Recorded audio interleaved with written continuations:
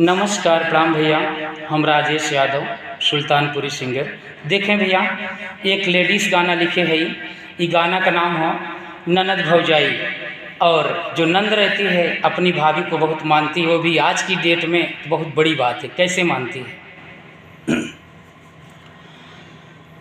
भोरे भोरे उठेली नदिया यार भाभी के जगावेली, भाभी के जगावेली हो।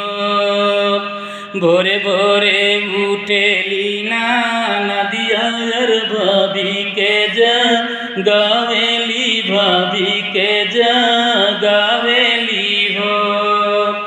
भाभी उठी जैतू गाना बाहर भैया गाना वहाँ बाहर बाई हो।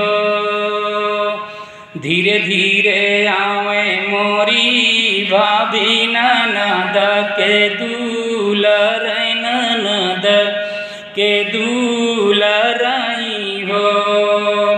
सासू ननद हुए हमारी चिरैया, कोयला जैसे बोलई, कोयला जैसे बोलई हो। भोरे भोरे उठेली नदिया यार भाभी के जगावेली, भाभी के जगावेली हो। भाभी उठी जैतू गाना बाहर भैया गाना बाहर बाई हो।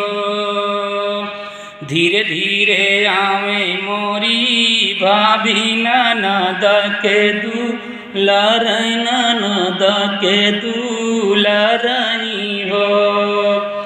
सासू ननद हुए सोने के चिरैया, नजर नहीं लगई, नजर नहीं लगई हो।